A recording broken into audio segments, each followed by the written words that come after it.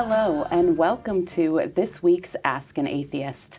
My name is Rebecca Markert. I'm the legal director for the Freedom from Religion Foundation. And I'm Patrick Elliott, senior counsel at FFRF. Today we're going to discuss FFRF's newest lawsuit against a public school district in West Virginia. We don't actually have a guest today. We thought we'd just have a discussion about our new lawsuit and the issues surrounding this case. As always, if you have questions about our topic today, you can drop them in the comments below or send an email to askanatheist@ffrf.org. So Patrick, you are the head of our litigation team, and you were crucial in filing this lawsuit last week against a public school in West Virginia. Can you tell us a little bit about that case? Yeah, first I can kind of just share kind of how we heard about it. So it's rare that, particularly in a state like West Virginia, that so many people would be reaching out to us about one particular event at a school. So we heard from students at Huntington High School in West Virginia who were upset that their school hosted a full-on religious revival during the school day. And so it was something that was bothersome not just to the students, but the parents when they found out about it after the fact. And so there's quite a reaction from the community there. There's a huge reaction, and we actually have a clip from a local news station talking a little bit about the case. They'll give us a good idea of what's happening down there. If you want to roll Students at Huntington High School staged a walkout this morning after some students were forced to go to a religious revival event at the school. 13 News reporter Natalie Wattis joins us live from outside of Huntington High School's campus. Natalie, what can you tell us? Well, Hannah Lily, as you can see, I'm well away from campus.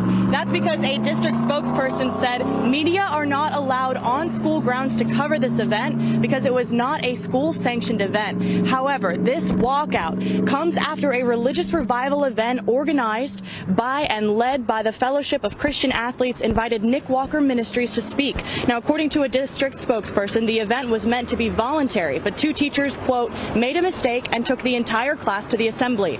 He says the teachers have been corrected and the district doesn't expect it to happen again.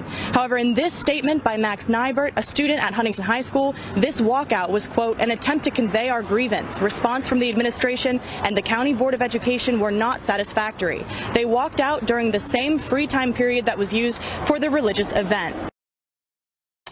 So this religious event was an assembly, or like the students were told it was an assembly. It was really a Christian revival. Can you tell us a little bit about what happened at that assembly? Yeah, I mean, first I think you need an understanding for, this was at the high school level, so they have a homeroom period, which they call Compass, and some students apparently signed up to go to this event.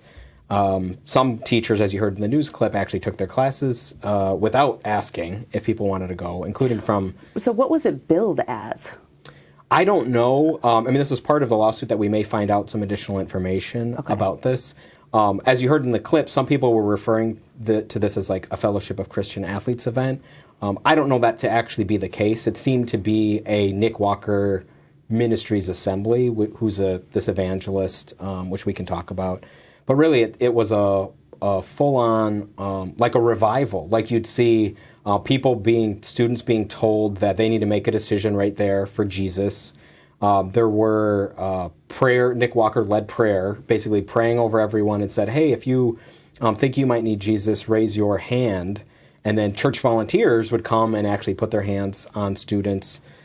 He said, if making this decision about whether to follow Jesus, you'll be thinking about this moment, something to the effect of with eternal torment. You'll be thinking about it again and again and again, if you don't decide to follow Jesus. So it's a really hard sell Christian evangelical revival, which, it's not like we've seen in some other instances where there's some secular justification for the assembly. It was a full-on religious worship service, but even more than that, it was like a religious revival. This Nick Walker's hosting a revival in the city right now. So he's kind of doing this at a local church that he's based out of there for now and has brought it to some of the public schools. And he brags on social media that he's taking it to a bunch of different schools. We just showed one of his tweets saying first of many schools, and that was Huntington High School. And so he does have plans to go to other public schools around West Virginia, probably other places. What do we know about Nick Walker and his ministries? Well, he's he's actually kind of he's 25 years old, a pretty young evangelist. The organization seems to be based out of Tennessee, although he's from, and they're now operating in West Virginia, seems also possibly Virginia, Kentucky, and Tennessee. But he wants to convert young people to his version of evangelical Christianity. So he's kind of going around doing old school revivals. I think they've been in Huntington for at least 4 weeks now. He regularly brags about the number of baptisms. I think we maybe even have an image of that. It's like this pure numbers counting. How many people have I baptized today to show, what he's done for Christianity. But, one of the other concerning things, and I think this is concerning for some of the families there, is that, he uses deception too. I think the idea that this was a student event is not true. This was something that was put on as part of his ministry. He has in the past, bragged about miraculous healings that he's apparently taken part in. One of those, Hemant Mehta, the friendly atheist, had actually taken some clips from him bragging about this, claiming that he had, saw x-rays of somebody's hand before and after. The man allegedly had a withered hand and then it was healed. But in reality, the images that Nick Walker was using to support this were from a scientific journal that has nothing to do with, healing people. They were children's hands as part of some study that was being done on a particular disease. So it's a concerning, I think, for parents of public school students that this person uses deception to try to get into the schools and to lie about some of the things that he's participated in because he wants to win souls. He wants to baptize young children. Right, and that some of these teachers were taking their classes there, like saying that it was mandatory and everybody had to go. That seems to be a big problem too, just for the school district, it seems. Right, and I think the problem, the larger problem though, is there's systemic issues in the school system. This school system is known to FFRF, as we've written a number of letters, as you may know, for over the years over a number of things, including religious events at this high school. We wrote about them in 2017. We wrote about concerns about adult-led religious activity, including running religious clubs. So this is systemic. So we don't think teachers ever should have been put in the position of having the opportunity to bring their class or not bring their class to a revival event at school. So while the teachers did that and the school maybe wants to blame them, the blame really lands on the school system itself for not having measures to protect their students from an evangelist coming in and trying to push religion on them. So now I want to talk about the plaintiffs in this lawsuit because they're phenomenal. These students were amazing. They staged a walkout, as the viewers saw from the earlier clip. But also what is really exciting for us as attorneys for FFRF, we have like dozens of students and parents who joined this lawsuit. Can you tell me a little bit about who are our plaintiffs? Right, and I think as you saw in the earlier clip that there was such a reaction from this community. I think that's outstanding, that so many people knew that their rights were violated. One of the plaintiffs, who's only identified with initials because he's a minor in the lawsuit, immediately was messaging his dad saying, I think this is illegal. He was forced to attend this particular event. So we have 11, I think, total plaintiffs. That includes parents and students within the school system. 2 of those students were forced to attend this event. One of those students identifies as Jewish, so it was quite an offensive event, I think, to be able to have to withstand that. That student also asked to leave and was not permitted to leave because the whole class was attending this event. So it's just a lot of people really concerned that their schools aren't following the law. They don't want, the students and the parents don't want religion being pushed on students in the school system. So I've been really impressed with this community and just the reaction. I think people are understanding that this wasn't right and they want to make sure it can't happen again, not just because the school system says so, but there needs to be some policy changes here to make sure that it can't happen again. And I want to talk a little bit about the students because I really do think that they are stars here. I came to know about the situation because I saw one of the students tweet that he was staging a walkout after a Christian revival, and that was pretty exciting to see, and we wanted to get involved. So the assembly, I think, was on February 2nd. Right. They staged the walkout on February 9th. And then we filed a lawsuit a week later, pretty quick turnaround. But we have some clips from the walkout that we can show too.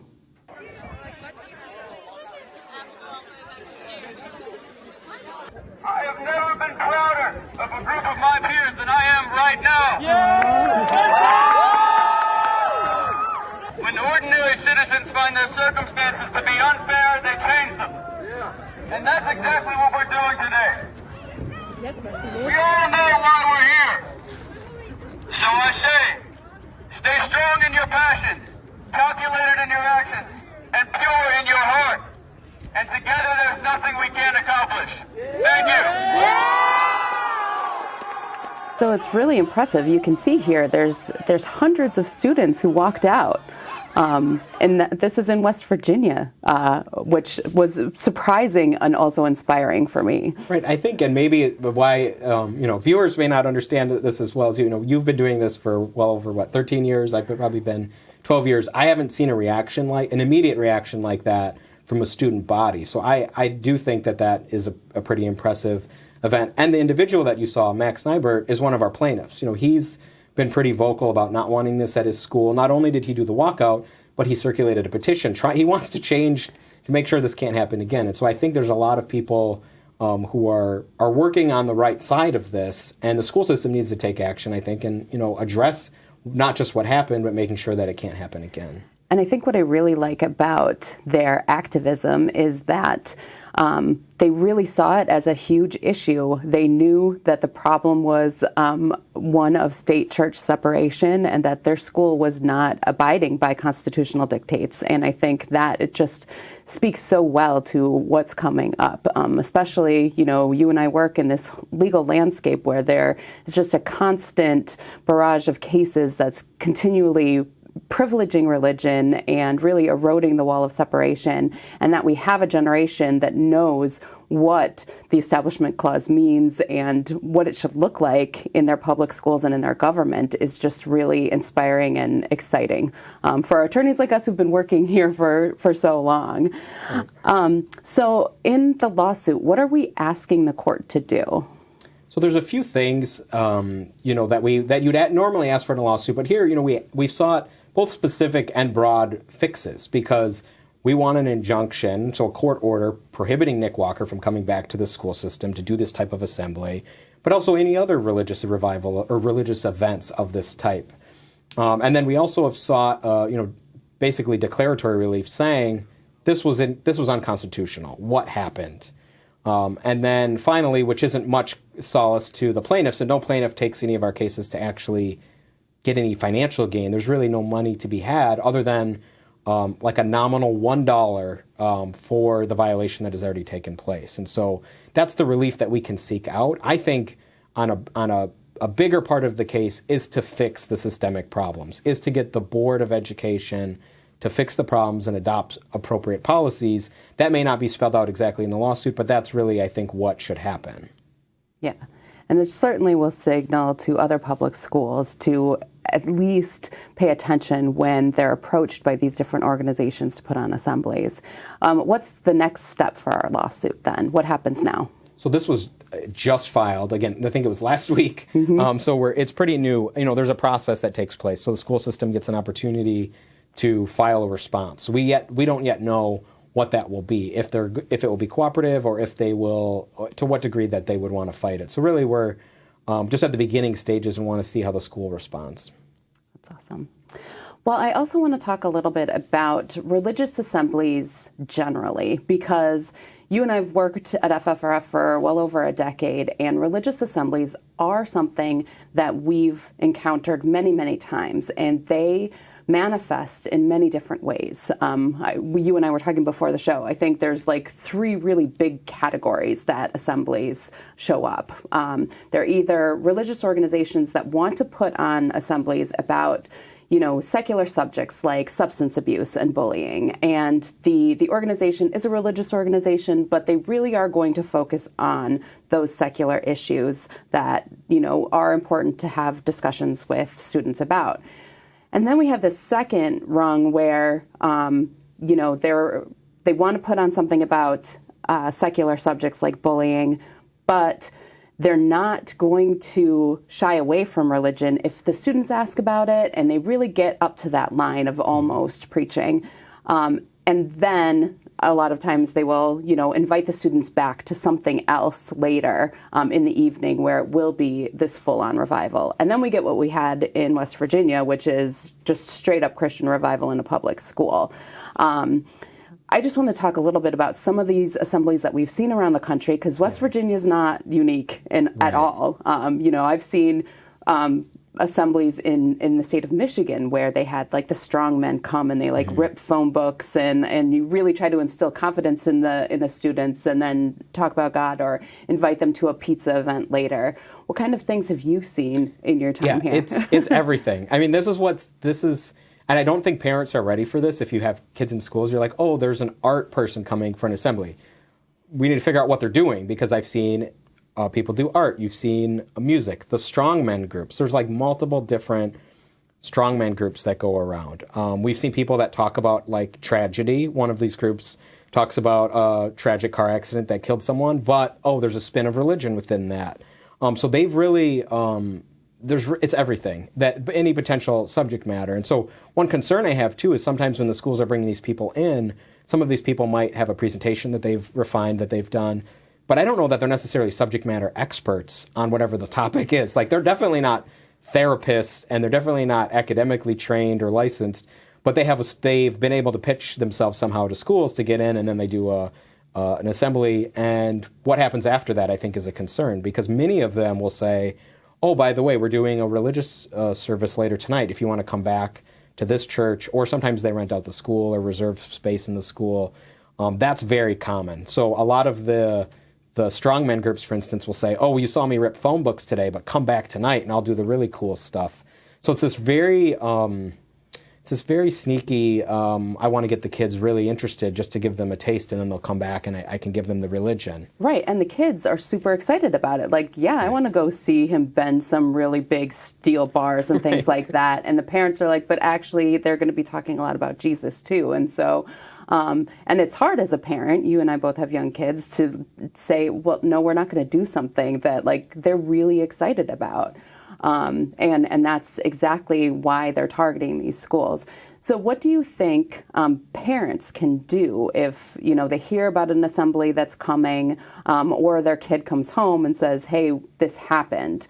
What can parents do to sort of also hold the school districts accountable for what's going on?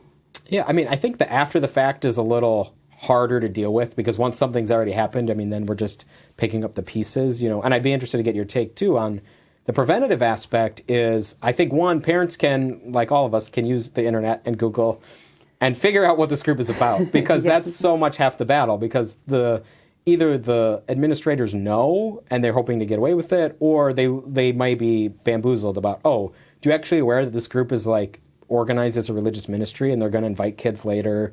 So I would ask questions, really. So it's first doing your research to see, what is this group about, and what is their presentations, what kind of things that other parents have said about their presentations. And then two, you can, even if you can't figure that out completely, I would ask questions to the administration. So maybe not even just the principal, but like the school district, because we found that even sometimes the principals might not be fully compliant with school policies. If you're going to do an assembly, there might be a approval process or something like that to take place. So we want to make sure, if you're asking questions like, what adults are going to be there? Because the other thing we've seen is the speaker comes in and they have a bunch of church volunteers with them to sometimes pray with the students after the assembly, because they make it really emotional and they get students invested and they say, oh, you can come and talk with us. And really that's an invitation to religious activity. So I would be very curious about who fully is coming.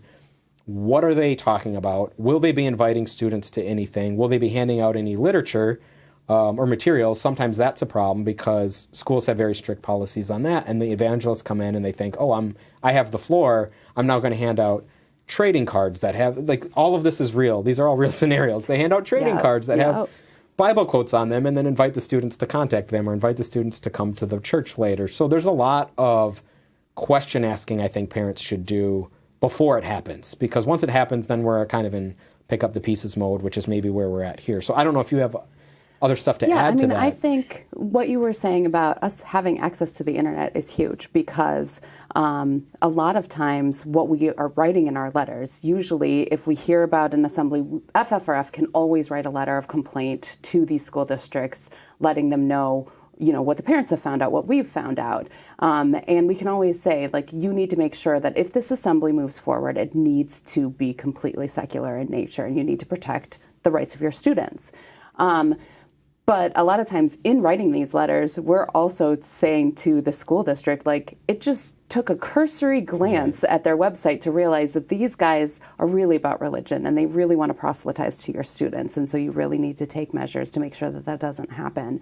And I think that's really important. And when you can't find it necessarily, because some of these groups are pretty savvy and they scrub their websites and they hide the religion, but you can always find like their social media feeds. Like, what are they bragging about on their social media feeds? What are they tweeting out and saying that they did at the school?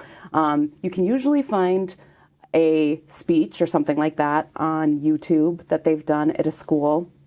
So if you're able to sleuth a little bit, you're able to uncover a lot, and you can bring that to the school and say, this is what they've done in the past, and this is why we're concerned, and I don't want my children to be part of that.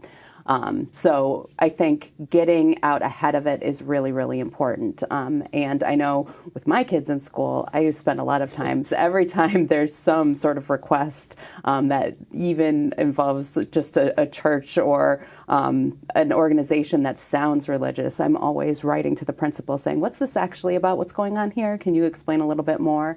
And really being proactive is important. I'm kind of questioning with this event and with other events, what's a little surprising too is usually parents are informed ahead of time. If something new is happening in the school, parents are usually informed via the newsletter, weekly email send out or whatever. My kids are in daycare and we get messages about whatever's going on the next week. So sometimes it's surprising when this just kind of happens so quickly and you're like, how possibly did parents not know? In the school system that we're suing, so a lot of the talk we've had so far has been about this high school event. We know that they also were at the middle school. Right. And, we also were informed that parents weren't told that this was going on. You can imagine, 6th, 7th, and 8th graders just encountering evangelists in their school, and the parents don't know about it. So it's a little surprising, I think, sometimes how the schools have treated this. Like, hopefully they're giving at least some notice to parents, and then parents can do this. Unfortunately, there's sometimes where and maybe it's intentional, where people don't know about it until it's happened. And then, hopefully, if it's a bad event like this, hopefully parents in the community can kind of have this type of reaction. I'm kind of reminded of, I have one specific one in mind, and I know you may, of like some of the worst, when this has gone wrong, it goes real wrong. And I know that there's one that you had dealt with a number of years ago where we saw, I think it was a middle school event. It was pretty terrible for the families that were there. And the fallout isn't, after the fact is, well, maybe there does need to be a lawsuit to stop this from happening again. Right. And what do you think, what are the obligations of the school district when they're faced? I mean, maybe we have somebody who's watching that works for a school district and they're approached by these organizations. I mean, what obligations do the school districts have when they're vetting these organizations? Yeah, I mean, I think if we think about it, for whatever they're conducting during their normal operations of schools, has to be compliant with the Constitution. So if we look at it from that lens of, we're going to have an assembly, it has to comply with the Establishment Clause, the school just has to do whatever it takes to make sure that that happens. So I think that happens at the vetting stage and making sure that they don't, the honest answer is don't bring these people in. Like, you should bring in secular speakers who are experts in their field and not evangelists who've come up with a field to try to get into schools. But if there is a group that they want, a character speaker or a drug speaker or something, they need to relay what the school's rules are and policies to the speaker. And then I think this one never happens, but this is what should happen, is the principal needs to shut the thing down when it goes awry. And I have actually seen that happen before with some groups. And it's a very difficult thing to do, is there's this presenter going on and the administrator's going to go stop things. That's the last-ditch effort that could have happened here at the event that we sued over. The principal was present. So when it doesn't happen, it kind of, all these things have failed. The vetting, the assurance, the communication with the speakers, and then finally the actual event itself has to be compliant. So if it starts to go off the rails and there's religion going on, the administration has to stop that. So I think that's a final piece that's not been happening in many of the ones that we've dealt with. Right, and I think one of the concerns is that the school districts will say, this was a mistake, it'll never happen again, but we've seen that, they're invited again the next year, or they don't go to that particular school, but they go to another school that's in the same district, and you kind of already knew that it went off the rails. And so I think, once something like that happens, the school districts do have to say, okay, we're just not inviting that group anymore. Yeah, and I do feel for administrators in the sense of when these go wrong, they go really wrong. I'm reminded of one in Iowa where the group came in, I think it was called You Can Run But You Cannot Hide. So that's a tell if that's the name of the group.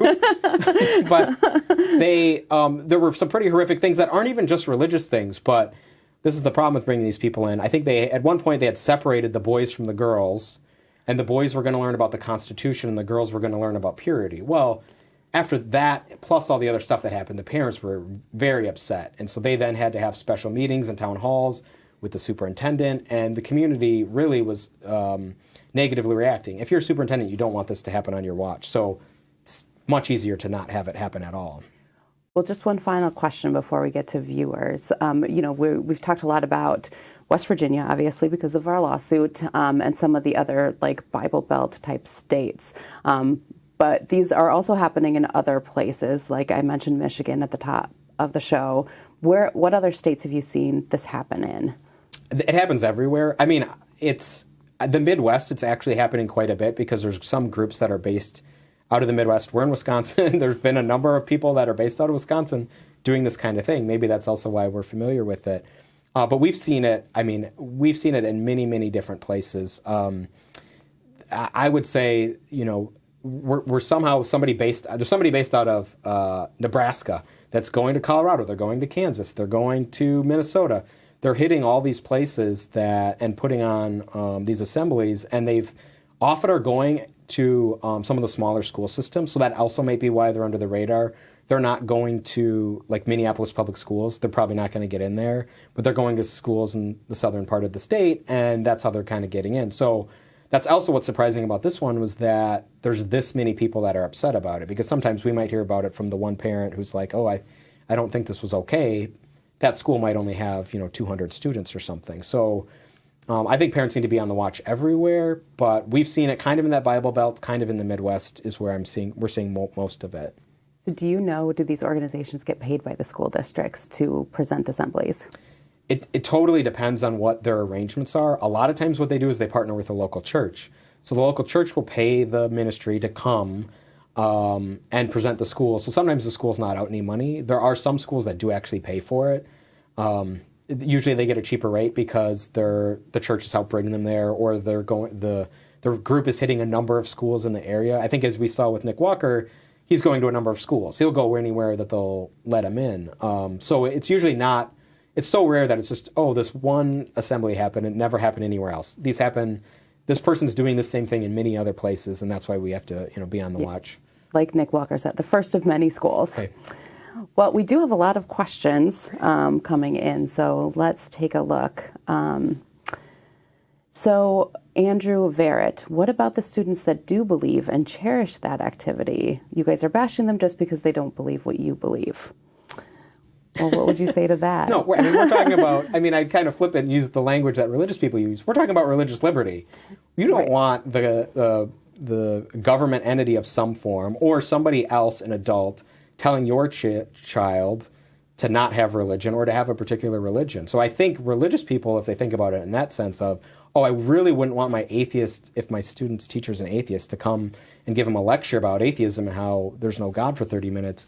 You might be able to understand the perspective of, a non-religious parent or a minority religious parent who doesn't want, the Christian preaching that's going on.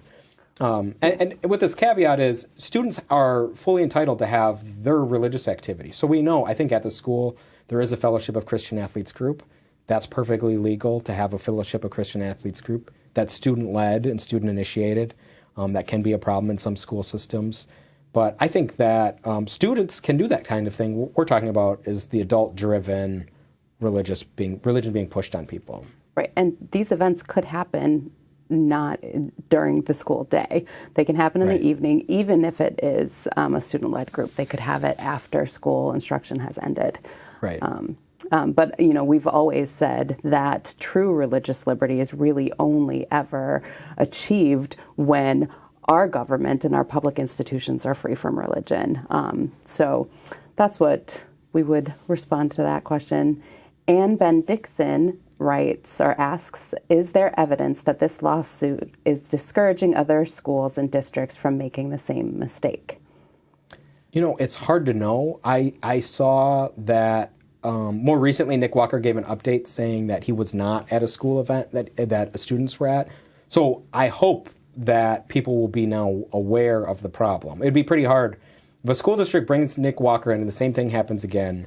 They're fully responsible for that at this point because this was a very well covered.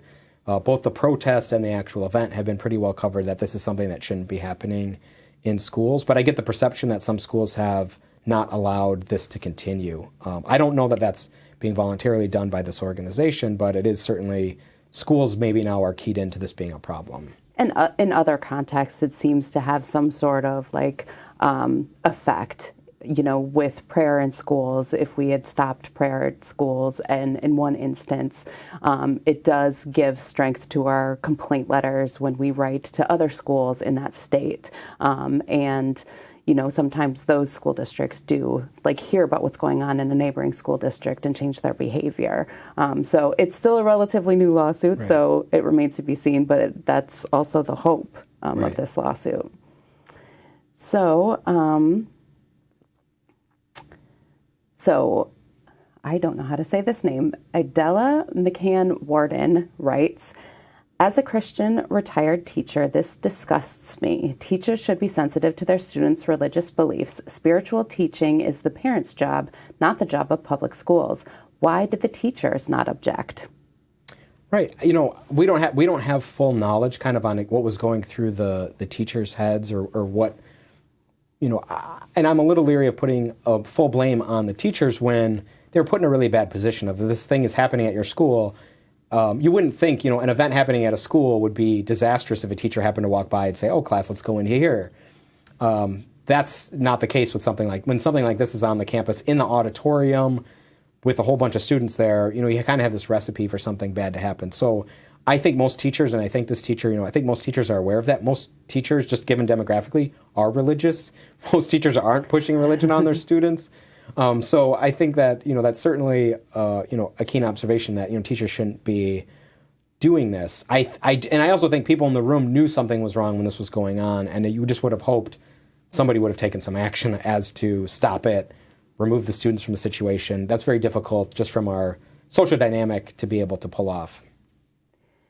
So Wally O'Brien asks, has any school or their teachers really been punished for doing this type of thing? I feel like they always just get a slap on the wrist. Yeah, I would say there have. Again, I'm giving examples. I mean, we have this weird knowledge of a lot of these that have happened where, the superintendent was kind of on the line in some of these school systems when this happened, and they had to host town halls and apologize. But, there was a case in South Carolina, which is the one I was referencing before. A Christian rapper named B-Shock went into the schools and preached. Well, once they got sued, I think that was the ACLU of South Carolina, sued on behalf of some families there. FFRF had also, I think, complained about this after we found out about it happening.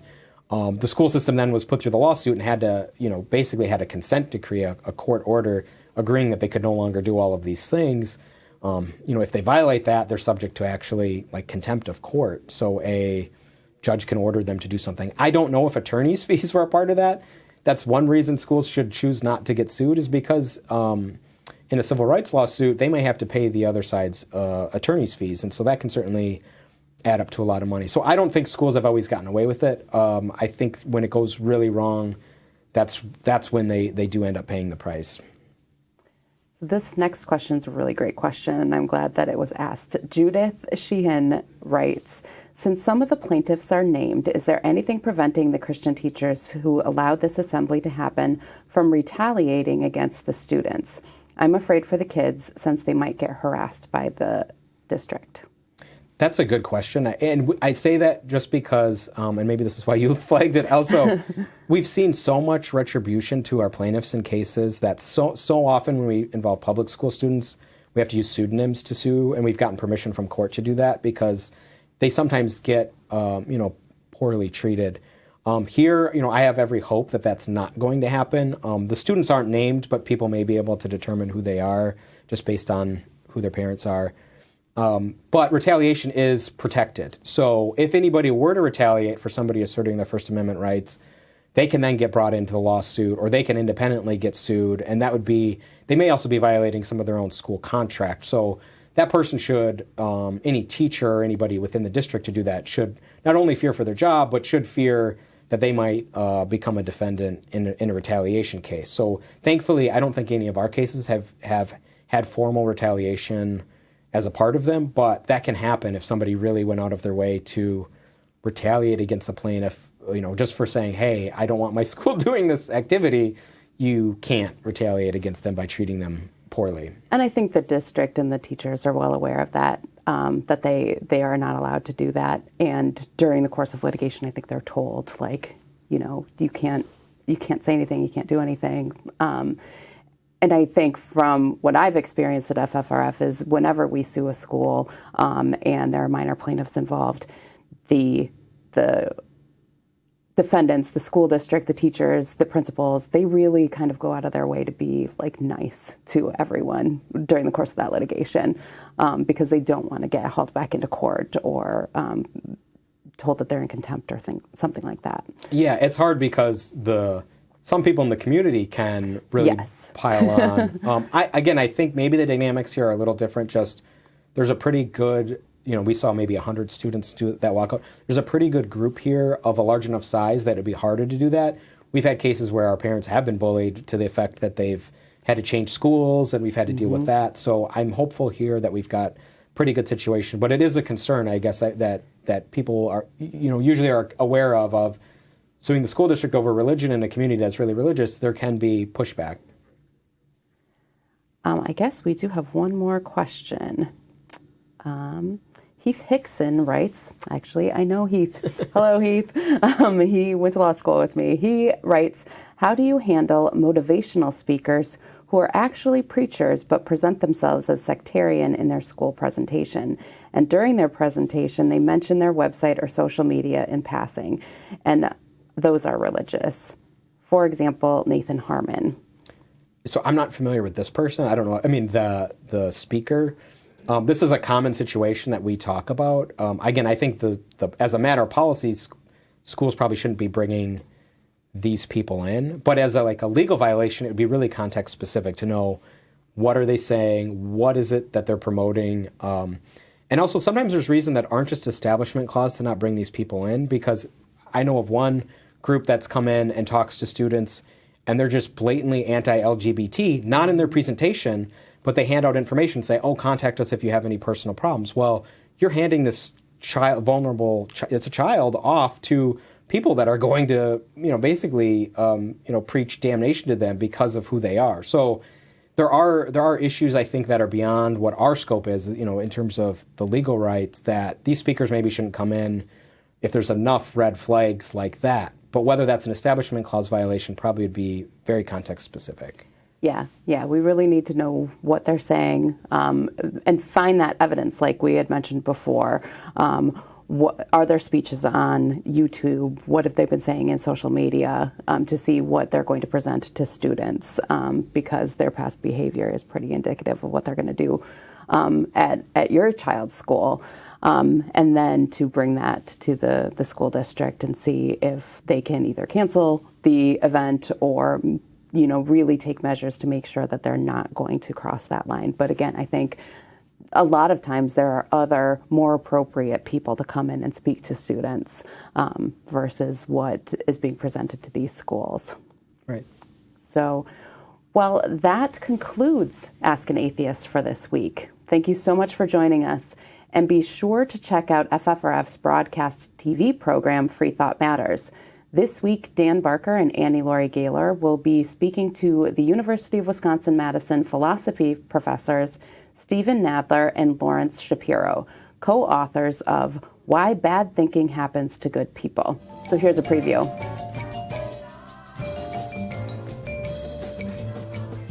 In our book, what we look at is the active responsibility that people should take for their own thinking. It's not something that happens to them, it's something that they do. And what we mean by bad thinking is essentially irrationality. People who engage in bad thinking fail to tailor their beliefs to the evidence. So in coming to form certain beliefs, they don't consider all the relevant evidence at hand. They just form these beliefs, even in the face of counter evidence, that is evidence that shows their beliefs are false. And then they continue to hold these beliefs well beyond any reasonable point, especially in the face, once again, of evidence that the belief is false, and yet they continue to hold these irrational beliefs. So you could think of bad thinking as simply irrationality, people behaving in ways that are irresponsible when it comes to forming and holding beliefs. You can watch Free Thought Matters on TV stations around the U.S. on Sunday mornings or on FFRF's YouTube and Facebook channels.